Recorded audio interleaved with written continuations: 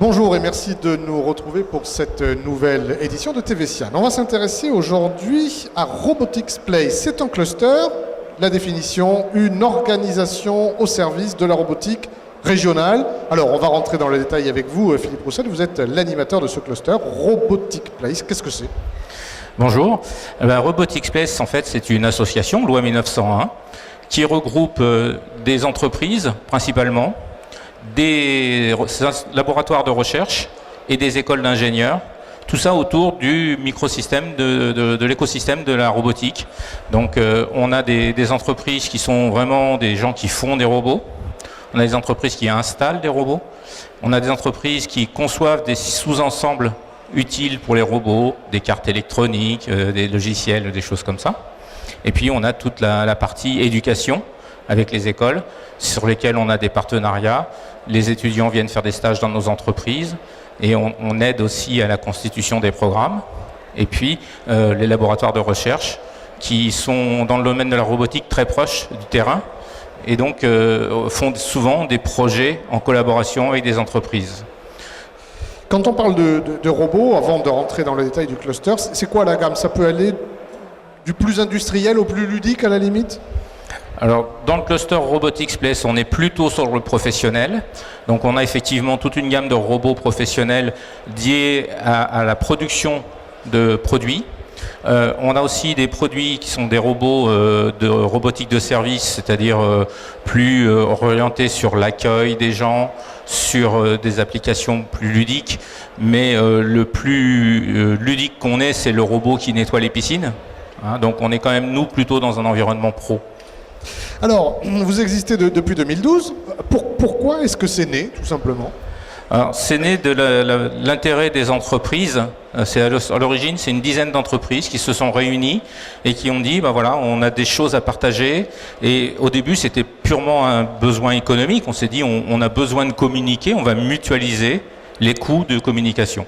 Et notre première action de Robotics Place, ça a été de faire une conférence. La deuxième, ça a été de prendre un stand sur un salon et de venir tous ensemble sur le stand pour partager les frais. Et à fur et à mesure, force que les entreprises se connaissaient, elles se sont dit mais on a des complémentarités, on est capable de peut-être développer des produits en commun, de travailler ensemble sur des projets. Et puis petit à petit, comme ça a pris. Donc de la dizaine d'entreprises qu'on était à l'origine à Toulouse, aujourd'hui on est 90 entreprises réparties sur toute l'Occitanie. Alors vous avez 3 DAS. Les DAS, c'est les domaines d'activité stratégique, robotique industrielle, robotique de service et puis les drones. Vous le disiez, 90 aujourd'hui. Combien d'adhérents? 90 adhérents. 90 adhérents. 90 adhérents. Donc oui, effectivement, il y a une dizaine d'écoles, 3 laboratoires de recherche et le reste ce sont des entreprises qui sont réparties effectivement donc dans un DAS robotique industrielle. Donc là, c'est tout ce qui est système de production de matériel. On y a essentiellement des constructeurs de robots qui sont des constructeurs internationaux qui ont des antennes locales et puis des installateurs de robots, ce qu'on appelle les intégrateurs.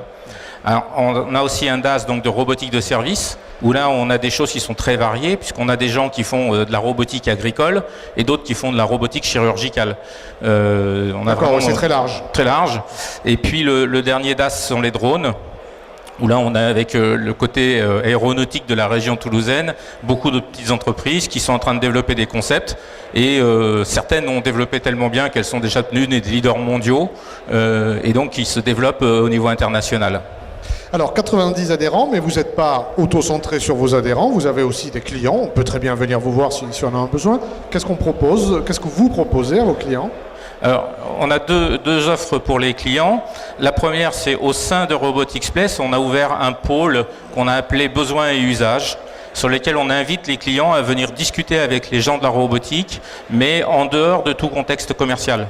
L'idée, c'est de voir quelles sont leurs problématiques dans les entreprises, comment est-ce qu'on pourrait trouver des synergies entre plusieurs entreprises pour résoudre ces problèmes, et puis voir comment est-ce qu'on peut inventer des nouveaux robots de demain. La deuxième chose qu'on propose aux entreprises, c'est la possibilité de venir nous apporter leurs besoins, leur cahier des charges, mais là dans un contexte beaucoup plus commercial. C'est nous dire, voilà, on a un problème, on voudrait robotiser telle tâche, est-ce que vous pouvez nous le résoudre? Souvent, ce sont des entreprises qui viennent nous voir parce qu'elles ne trouvent pas sur le marché le produit qui est standard et qui correspond à leurs besoins. Souvent, c'est parce qu'il faut fabriquer un produit de toute pièce. Alors, on le disait, 90 adhérents. On va justement voir ça avec l'un de vos adhérents, Sébastien Bach. Vous représentez la société Novalinx. Tout simplement, Novalinx, qu'est-ce que c'est ? Bonjour, donc nous sommes une société, un bureau d'études spécialisé dans la fabrication de machines spéciales et l'intégration robotique. C'est-à-dire ? Alors, les machines spéciales, ça peut être des machines de contrôle qualité, de tri. La robotique, c'est des robots qui souvent font du traitement de surface, peinture, sablage, mais aussi des traitements un peu spéciaux comme la projection plasma et toutes sortes de tâches automatisées. Donc vos clients, c'est l'industrie ? Tout à fait. En région, en France En France. Bien sûr, le gros de notre activité se situe en Occitanie, mais nous avons des robots partout en France. Et alors, on le disait, vous êtes adhérent de Robotics Place, tout simplement. Alors, depuis quand, tiens, d'ailleurs ? Depuis 2015. D'accord. Alors, pourquoi ? Pourquoi ? Bien, c'est simple.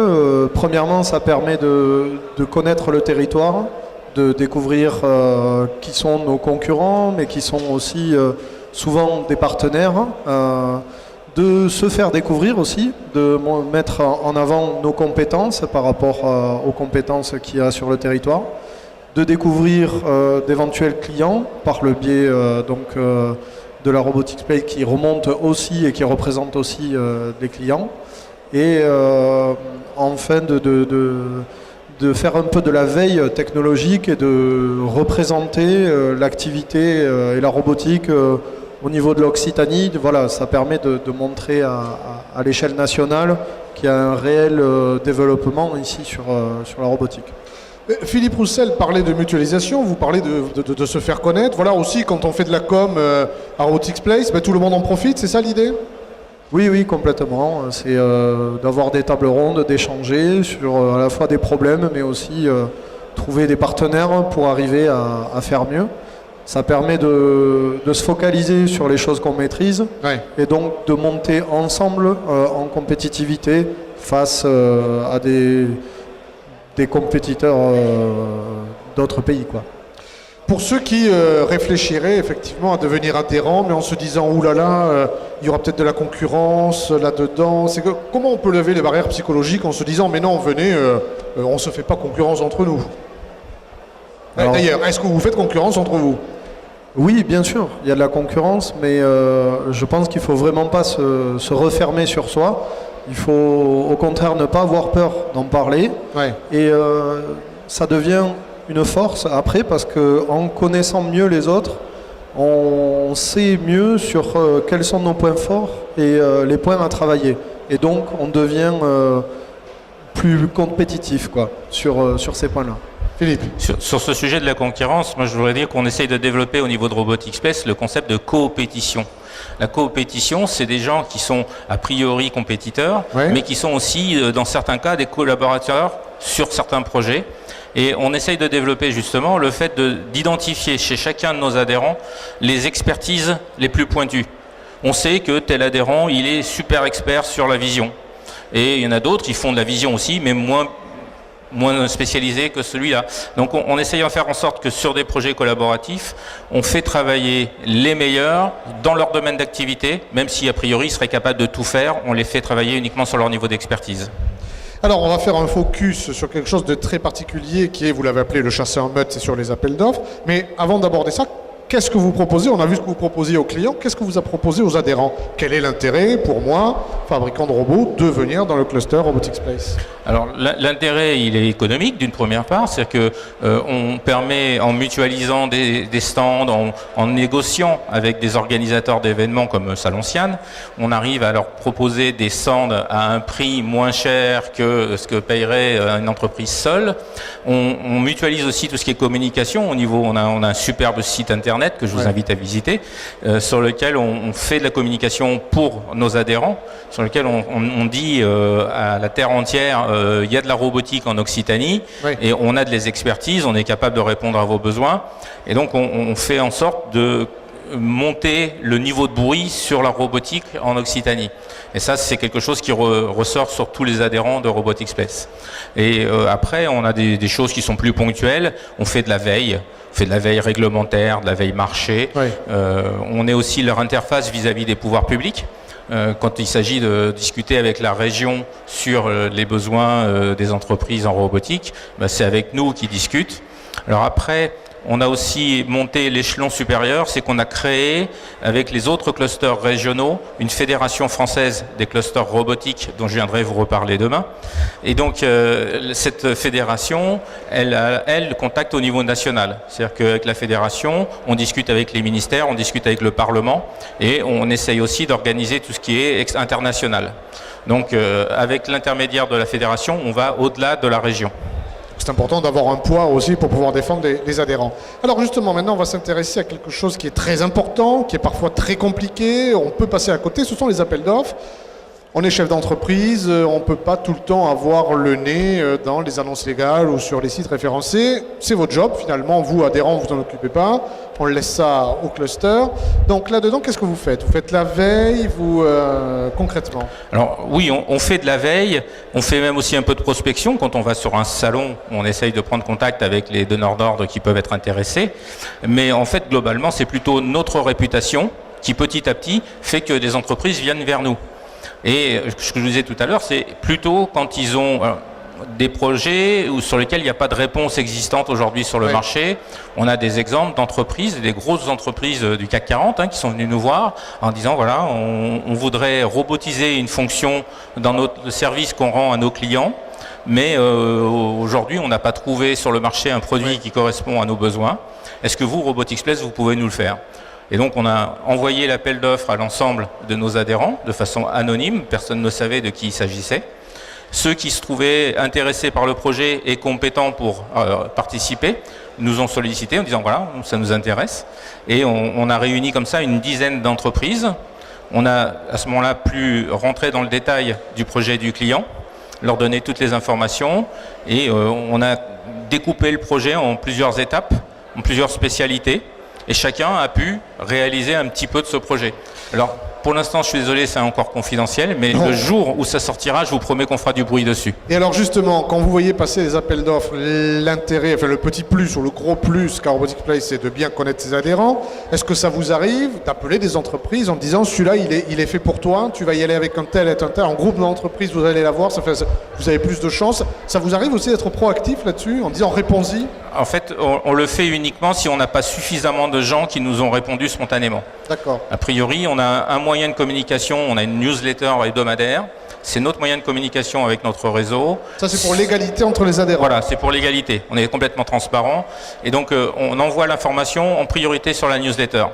Et après, si on n'a pas suffisamment de réponses cohérentes, à ce moment-là, on sait qui sont effectivement les gens qui sont les plus adaptés pour répondre à un projet et on est en mesure de les appeler pour leur dire tiens, tu as peut-être oublié de voir la newsletter. Petit appel du pied en disant chez Novalinx, on a pu profiter de cette chasse en meute au travers d'appels d'offres ou d'autres services proposés par... Oui, tout à fait.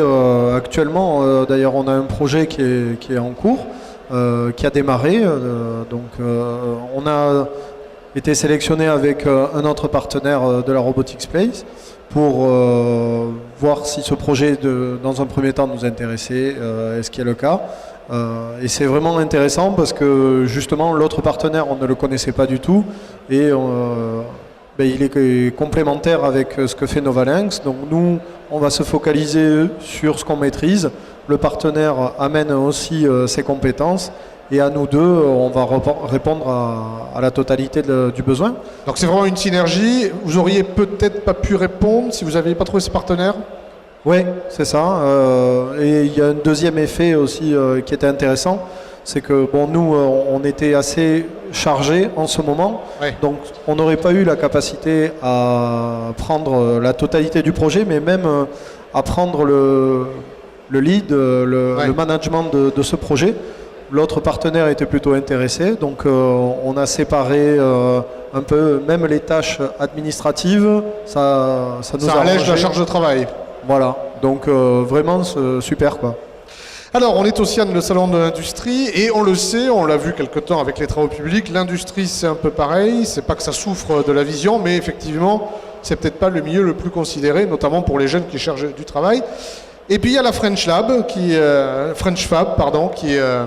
arrive. L'idée c'est quoi? C'est de revaloriser l'industrie? C'est quoi? Ça va plus loin que ça? C'est quoi l'idée? C'est ça. D'une part, c'est pour les gens qui travaillent dans l'industrie, dire en fait, soyez fiers de travailler dans l'industrie. Vous fabriquez les produits que les gens utilisent tous les jours, soit au niveau professionnel, soit au niveau personnel, et c'est vraiment un métier merveilleux. Après, le souci de l'industrie aussi, c'est d'attirer les jeunes. Oui. Et donc cette campagne de communication, elle a aussi vocation à dire aux jeunes, mais venez voir l'industrie. L'industrie en France, ce n'est plus Zola. Ça a beaucoup évolué, c'est moderne, c'est numérique. On utilise des robots, on utilise des outils numériques et c'est passionnant. Donc ça, c'est les effets plutôt intérieurs de la French Fab. Et la French Fab, c'est aussi un outil pour aller vendre l'industrie française à l'étranger. Et donc, ce sont des opérations, à l'image de ce qui a été fait sur la French Tech avec le Las Vegas, oui. Qui est devenu vraiment médiatique et où la France est la plus représentée de tous les pays étrangers aux États-Unis sur cet événement. Eh bien, la French Fab organise la présence au Salon de Hanovre. Et petit à petit, et l'idée étant d'être en 2020 au summum de cette activité, de manière à montrer la force de l'industrie française à l'étranger et de remonter un peu l'image de marque de notre industrie. Alors on le voit, Sébastien, vous êtes jeune, hein, c'est pas offense de le dire, et quand on se balade dans les allées du CIAN aussi, on voit des jeunes comme vous, des filles aussi de plus en plus, donc effectivement il y a de l'avenir, et puis il faut changer un peu cette image de l'industrie laborieuse, qui n'est plus ça, quoi.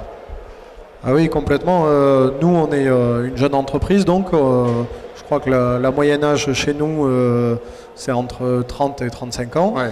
On est tous passionnés et on peut travailler dans l'industrie et vraiment se régaler, quoi, avec utiliser les dernières technologies. Ouais. Nous, on accompagne beaucoup justement de nos clients dans la transformation digitale.